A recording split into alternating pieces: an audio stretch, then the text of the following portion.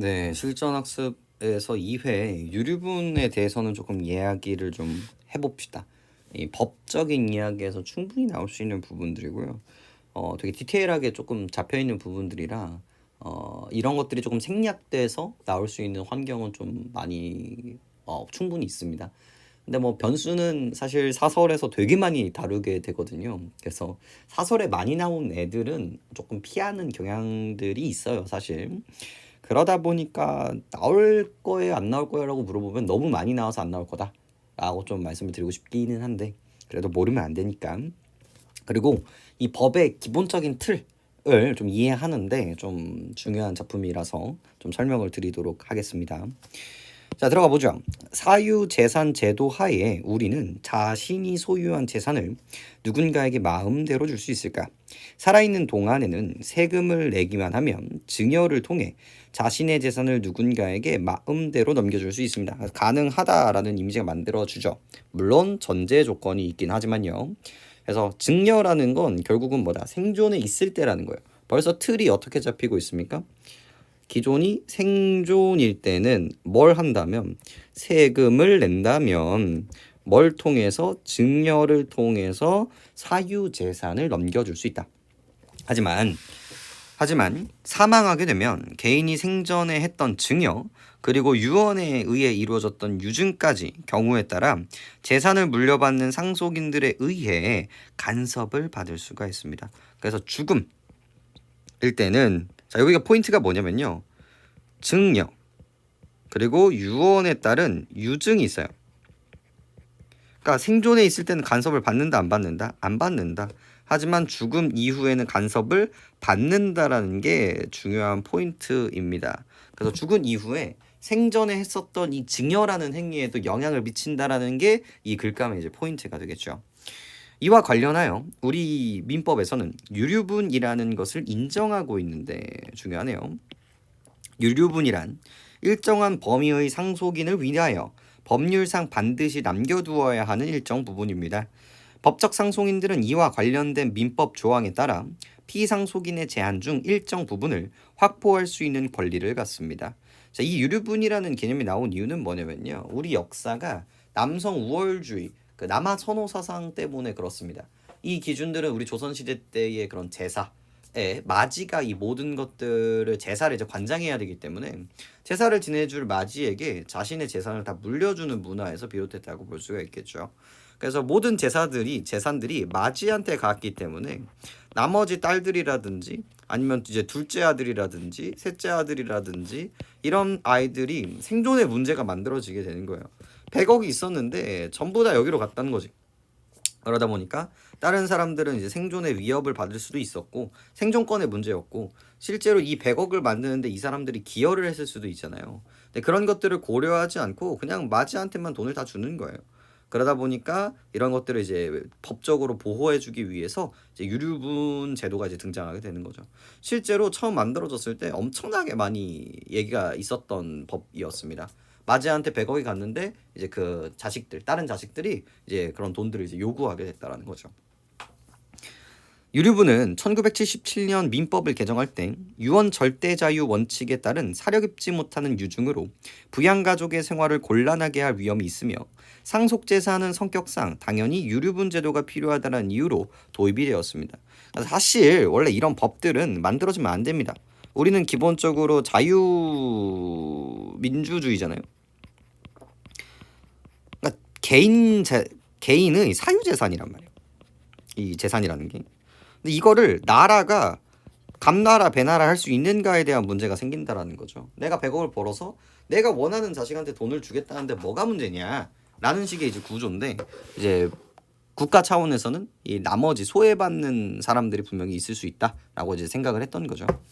당시에는 가족의 재산이 대부분 한 사람에게 집중되어 있었고 따라서 가장인 피상속인이 사망할 경우 그 부양가족들의 생계 위주를 위해 그들에게 피상속인의 재산이 고르게 상속될 필요가 있었습니다. 또한 당시 피상속인의 재산은 가족 구성원들이 함께 노력하여 만든 가족 공동체의 소유물로 볼 수 있었기 때문에 그 가족 구성원들이 자기목을 요구하는 것은 당연한 권리로 볼 수 있었죠. 그리고 현실적으로는 아들 중심의 관속 관행의 상속 관행에서 비롯한 딸에 대한 차별 문제를 해결할 필요성이 있었습니다. 자, 그래서 도입된 환경 그리고 그 이유와 근거에 대한 이야기들을 얘기해주고 있습니다. 그래서 이제 넘버링들을 조금 잡아주시면서 보시면 참 좋은데 첫 번째 넘버링 뭡니까? 첫 번째 부양가족 생활을 곤란하게 한다. 저가 첫 번째고요. 이 똑같은 말로 이제 부양가족의 생계 유지에 대한 이유 때문에 언급이 됐고요. 그리고 두 번째 공동의 소유물이라고 볼 수가 있고요.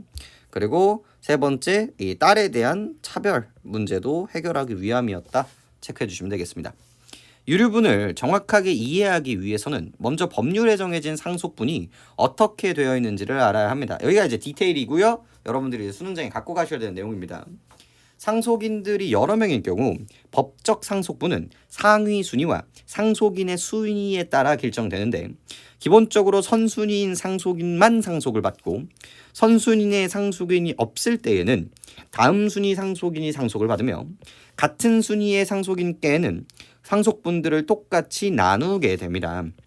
상속 순위에는 직계 비속, 직계 존속, 그다음 형제 자매, 그리고 사촌 이내의 반계 혈족 순으로 되어 있죠. 그리고 배우자는 직계 비속이 있을 때에는 직계 비속과 직계 비속이 없을 때에는 직계 존속과 같은 순위가 되는데 배우자의 상속분은 직계 비속이나 직계 존속의 상속분에 5할이 가산되게 됩니다. 자, 여기까지. 자, 이걸 이제 천천히 한번 쪼개 봅시다. 그래서 직계 비속과 존속에 대해서 나오는데 자, 천천히 볼게요. 직계 비속 이게 1순위의 사람들입니다. 그래서 직계 비속이라고 얘기를 하는데 이게 자기 아래라고 생각하시면 되거든요. 그래서 아들, 딸이에요. 그리고 2순위가 직계 존속입니다. 이거는 이제 위쪽으로 가는 라인이라고 보시면 되겠고 이제 부모, 조부모인 거죠. 그리고 이제 3순위가 형제자매. 그리고 4순위가 이게 반계혈족이었던 거죠. 이 직계가 아닌 나머지들이라고 생각을 해주시면 되겠습니다. 자, 쉽게 말해서 아버지가 있고요. 아버지가 있고 본인이죠. 그래서 엄마가 있고요. 여기에 이제 아들과 딸이 있을 겁니다. 그리고 아버지는 동생이 있을 수 있고요. 형이 있을 수도 있죠. 그리고 그 위에 할아버지와 할머니가 있습니다. 자, 여기서 아버지가 이제 돌아가신 거죠. 자, 그럼 이때 재산의 1순위는 누구냐는 거예요. 첫 번째 순위는요. 여기 있는 이 직계 비속들입니다. 아래에 있는 라인들인 거죠. 근데 여기서 이제 포인트는 이 엄마까지 항상 체크를 해야 되는 거예요. 배우자. 그래서 아버지의 재산을 3등분하게 되고요. 근데 여기서 또 중요한 건 이 배우자의 경우는 어떠한 경우에도 이제 1.5가 만들어진다라는 거죠. 그래서 얘의 그 재산을 1대 1대 1.5의 비율로 나누는 게 이제 포인트가 되는 겁니다. 자, 근데 만약에 아들과 딸이 없었어요. 아들과 딸이 없으면 이제 누구한테 갑니까? 위에 있는 직계 존속으로 가게 되는 거죠. 이 할아버지와 할머니한테 가게 되고요. 이 할아버지 할머니와 이 배우자가 또 1대 1대 1.5로 만들어지게 되는 겁니다. 그런데 그렇다면 할아버지 할머니도 없어졌어요. 자, 그러면 동생과 엄마가 1대 1.5로 나누는 것처럼 보이지만 또 이때부터는 다릅니다. 자, 법이라는 건 뭐가 되게 중요하다고요? 전제 조건이 되게 중요하죠. 직계 비속이 있을 때는 직계 비속한테 가면 되고요. 배우자와 1대 1대 1.5로 나누면 됩니다. 직계 존속만 있을 때는요. 1대 1대 1.5로 나누면 됩니다. 하지만 직계 비속과 직계 존속이 없는 경우에는 또 전제 조건이 달라지게 되는 거죠. 그래서 이때는 그렇기 때문에 이때는 어떻고 이때는 어떻고 이때는 어떻고의 전제 조건들을 잘 나누면서 리딩하시는 게 이 부분에서 이제 포인트인 거고요. 법에서 아주 중요한 포인트가 됩니다. 조금 더 가보죠. 자, 만약 직계비속으로 아들과 딸이 한 명씩 있고 배우자 직계존속이 한 명 있다면 선수이자인 직계비속과 배우자만 상속을 받게 됩니다. 즉 직계존속까지는 가지 않는다라는 거죠. 이 경우 아들과 딸 그리고 배우자의 상속분은 1대 1대 1.5가 됩니다. 그런데 직계비속과 직계존속이 모두 없을 경우에는 배우자가 단독 상속인이 되고 배우자가 없을 때에는 그 다음 순위 상속인인 상속을 받게 됩니다. 즉 이 세 번째 여기까지는 1대 1대 1.5였고요. 여기도 1대 1대 1.5였잖아요. 근데 여기서부터는 배우자가 전부 다 갖게 되는 거죠. 배우자 1인 거예요. 형제자매까지 가요 안 가요? 안 간다라는 거죠. 근데 배우자까지 죽었을 때는 그제서야 형제자매까지 간다라고 보시면 되겠습니다. 그래서 정확히 말하면 이제 1순위는 직계비속, 2순위는 직계종속, 그 다음에는 배우자, 그 다음에 형제자매까지 간다라고 생각하시면 돼요. 배우자의 권리가 되게 크다라는 것도 우리가 확인할 수 있는 거죠. 민법 제1112조에 따르면 유류분의 권리자는 피상속인의 직계비속, 배우자, 직계존속, 형제자매입니다. 이들 중 직계비속과 배우자, 유류분은 그들이 받게 되는 법적 상속분의 2분의 1이며 자 이것도 되게 중요하거든요. 형제자매까지라는 거야. 그러니까 상속은 누구까지 갈 수 있는데 사촌 이내의 반계열족 순까지로 갈 수 있는데요. 순위가. 하지만 이 유류분 나의 어느 정도 받아야 되는 그 권리는 어디까지만 있다? 3순위인 형제자매까지 있다라는 게 포인트가 되겠고요. 즉 반계혈족은 그걸 주장할 수 있다 없다? 없다라는 것도 확인할 수 있습니다. 직계존속과 형제자매의 유류분은 그 법적 상속분의 3분의 1입니다. 그래서 요것도 그러니까 즉 적어도 이 사람이 100억을 가지고 있었으면 사실 지 마음대로 할 수 있잖아요. 그래서 뭐 내가 뭐 50억을 사회에 100억을 사회에 환원하겠다라고 주장을 할 수 있단 말이에요. 하지만 배우자라든지 여기 있는 아들 딸들이 뭘 주장할 수 있는 거예요? 유류분을 주장할 수 있는 거고 그때 2분의 1, 즉 50억은 이 사람이 아무리 사회에 환원하고 싶더라도 아들과 배우자한테 그 50억의 권리를 가지고 있다라는 뜻이라고 보시면 되겠습니다. 직계종속과 형제자매 같은 경우는 3분의 1로 줄어들고 있는 모습을 또 확인할 수 있고요. 즉 법적 상속분에 따라 상속받을 재산이 6억인 직계비속의 유류분은 3억 원이 되며 상속받을 재산이 6억 원인 직계비속의 유류분은 2억 원이 됩니다. 만약 피상속인이 상속인들의 유류분을 초과하여 자신의 재산을 특적 상속인 또 다른 누군가에게 증여하거나 유증했을 경우에는 유류분의 권리자는 증여나 유증을 받은 자에게 자신의 유류분을 보존하기 위해 반환을 청구할 수 있습니다. 이것도 되게 중요한 거죠. 권리를 만들어낸단 말이야. 즉 나의 유류분을 초과하여 간 경우에는 이게 전제 조건이죠. 반환 청구권을 가질 수 있다. 그러니까 원래는 이런 권리가 없거든요. 하지만 뭐일 때? 자기의 유류분보다 넘게 뺏겼을 때, 다른 사람한테 돈이 갔을 때에는 그거를 청구할 수 있는 권리를 갖게 된다는 거죠. 쉽게 볼까요? A라는 사람이 여기서 이제 6억을 갖고 있었죠. 그러니까 우리의 유류분, 이 배우자의 유류분은 3억이 되겠습니다. 근데 A가 B라는 사람에게 4억을 넣은 거죠. 그럼 나는 몇 억밖에 못 받는 거예요? 2억밖에 못 받는다는 거예요. 그래서 나는 이 사람에게 뭘 요구할 수 있다? 나의 이 3억을 채울 만한 1억을 유류분으로 제시할 수 있다라고 그 권리를 가지고 있다라고 얘기를 할 수 있는 거죠. 따라서 상속인의 유류분을 침해하는 피상속인의 증여나 유증은 법적 분쟁의 빌미가 될 수 있죠. 그래서 이러한 법적 분쟁을 예방하려면 직계비속이나 배우자 등 상속인이 존재하는 피상속인은 그 상속인들에게 상속인의 2분의 1만큼 물려내줄 수 있는 한도 내에서 증여나 유증을 해야 합니다. 즉 자기가 6억을 가지고 있다면 3억은 나눠주고 나머지 돈을 가지고 다른 데에다 써야 된다라는 식의 이야기를 해주고 있는 겁니다. 그러나 이러한 유류분 제도는 피상속인이 자신의 재산을 자유롭게 처분할 수 있는 권리를 침해한다는 점에서 근본적인 문제를 내포하고 있습니다. 되게 중요한 문제점이죠. 프로블럼이죠. 내 돈을 내 마음대로 하겠다. 그리고 배우자나 자식 새끼들이 사실 안 좋을 수도 있잖아요. 그리고 오히려 돈을 까먹는 사람들이란 말이에요. 그래서 주고 싶지 않은데도 줘야 된다. 이런 뉘앙스가 만들어지는 거고. 또한 현재 우리 사회가 1970년대와는 많이 달라졌다는 점에서 이 제도에 대한 비판의 목소리가 커지고 있습니다. 당시에는 사회적으로 부양가족의 생계 유지를 위한 유류분 제도의 필요성이 충분히 인정될 수 있었으나 지금은 국민의 기초 생활을 보장하는 다양한 복지 정책이 도입되어 생계 유지와 관련된 상속 의존도는 크게 낮아졌습니다. 그래서 이유들이 세 가지가 잡혔었거든요. 1번이 부양가족 생계 유지, 2번이 공동의 소유물, 3번이 딸에 대한 차별이었는데 이 생계 유지는 더 이상 의미가 없다라는 거죠. 왜? 뭐가 등장했기 때문에 다양한 기초 생활을 보장하는 복지가 만들어졌기 때문에 이 1번은 더 이상 근거가 되지 않는다라고 얘기를 하고 있고요.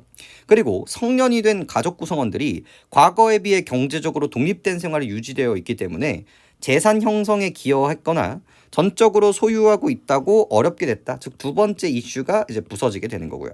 피상속인의 재산이 가족 구성원들의 기여로 형성된 가족 공동체의 재산이라는 전제가 성립되지 않는 한 피상속인의 자유로운 재산권 행사를 제한한다라는 유류분 제도의 정당성은 인정받기가 어렵습니다. 그래서 이런 문제점이 새롭게 생겼기 때문에 얘는 좀 이제 고쳐야 되지 않나라는 걸로 제시가 되고 있죠. 유류분을 다투는 법적 분쟁이 심화되는 경우 가족 공동체의 붕괴를 가져오기도 합니다. 프로블럼 또 등장하고 있죠. 피상속인이 사망하면 상속인들에게 향한 증여를 상속재산으로 포함하여 상속분과 유류분을 재산하게 되는데 봐봐요. 증여와 증여를 포함하여가 되게 중요하겠죠. 따라서 생전에 피상속인에게 공동상속인의 유류분을 침해할 수 있는 증여를 받은 상속인이라면 가능한 한 피상속인의 증여를 축소하거나 숨기려고 할 것입니다. 그러니까 돈을 뺏길 수가 있으니까 내가 5억 받은 거를 3억 받았다라고 얘기할 수 있는 거고요. 피상속인의 생전에 행한 증여를 다른 공동상속인들이 알아내기가 쉽지 않으며 그것을 알아냈다 하더라도 증여를 받은 상속인의 자별적 도움 없이는 이를 법정에게 입증하기 어렵습니다. 즉 받은 사람이 내가 이거 받았습니다 라고 얘기를 하기 전에는 정확한 액수를 확인하기 어렵다는 거예요. 따라서 유류분을 초과한 피상속인의 증여가 많으면 많을수록 유류분을 확보하기 위한 유류분은 권리자들의 법적 분쟁과 갈등이 심화될 수밖에 없고 여기서의 문제점들이 있기 때문에 뭐가 필요하다? 개선이 좀 필요하다라는 식의 얘기를 하고 있습니다. 자 보죠. 자 증여와 유증은 어떤 차이가 있는가? 아까 나눴었죠? 생전에 생후에 체크.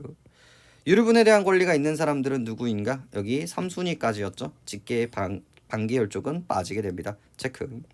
누군가의 유류분이 그 법적 상속분을 초과할 수 있는가? 그렇죠. 초과할 수 있고 그걸 이제 뺏어올 수 있다라고 보시면 되겠고 유류분 제도에 내포되어 있는 근본적인 문제는 무엇인가? 그래서 앞에 넘버링들을 잡아드렸습니다.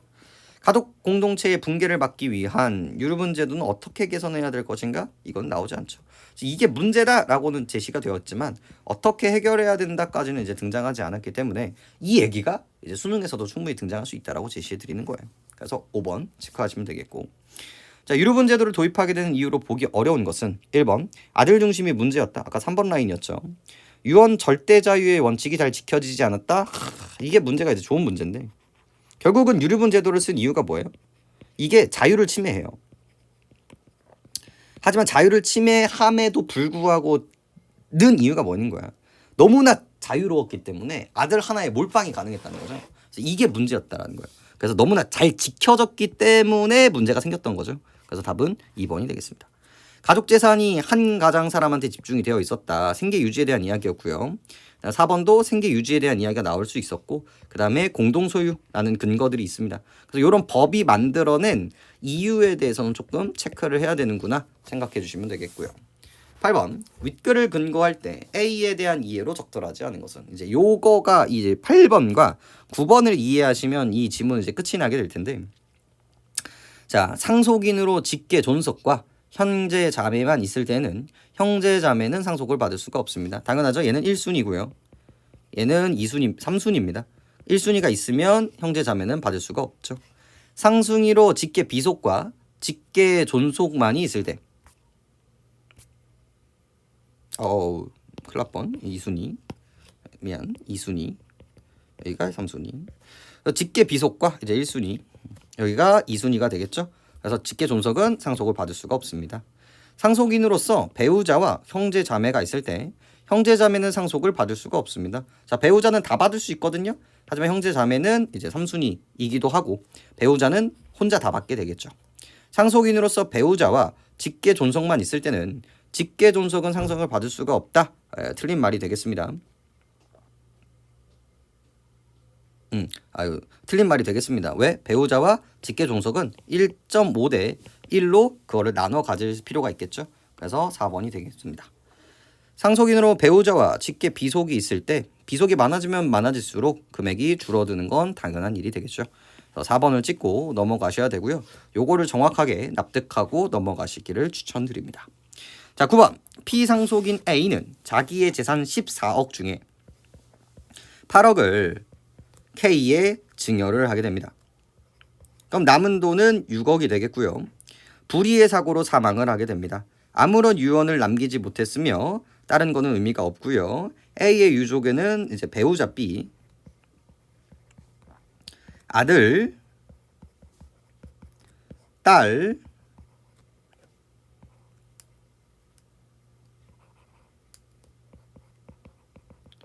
그리고 이 동생이 있습니다. 보이시나요? 직계 비속이 되겠고요. 직계 비속이 됐고 1순위가 되는 거죠.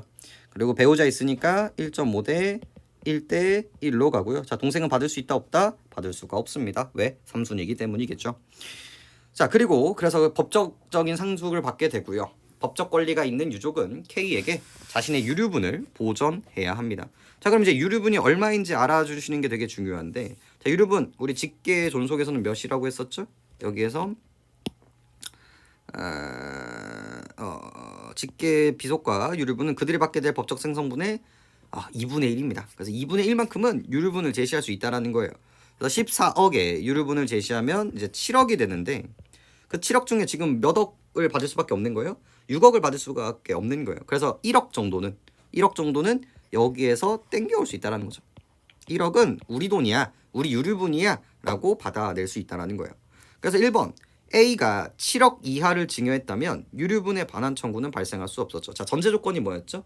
반이었어요. 즉 여기가 7억이었다면 이 K한테 7억이 왔을 때 돈을 돌려달라고 할 수 있을까요? 없을까요? 없겠죠. 왜? 나의 유류분의 권리가 넘어갔을 때 요구할 수 있는 권리가 생기는 거죠. 요 뉘앙스가 너무 중요해요. 아까 강조드렸죠.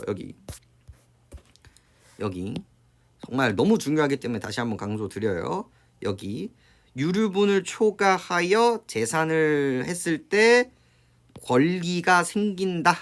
네, 전제 조건과 이 권리 있고 반드시 체크를 해주시면 될 것 같고요. 그래서 1번은 괜찮은 얘기가 되네요. B는 K에게 1억 원을 받을 수 있는 권리가 있다. 자, 이게 벌써 이제 틀렸는데 이게 왜 그러냐면 얘네들이 합쳐서 얘한테 1억을 받을 수 있는 권리가 있는 거예요. 그래서 정확히 말하면 1억을 이제 1.5 비율로 이제 받을 수 있게 되는 거죠.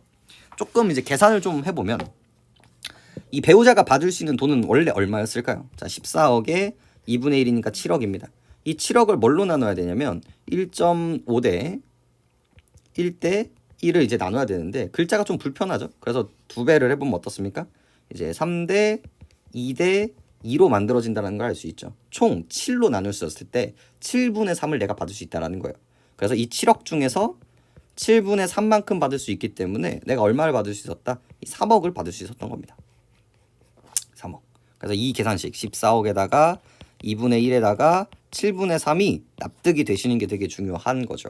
그래서 3억을 받을 수 있었는데 우리가 지금 현실로는 뭐예요? 6억에다가 7분의 3을 때려버려야 된다는 그 상황이 만들어지는 거죠. 그래서 계산을 하면 좀 빡센걸?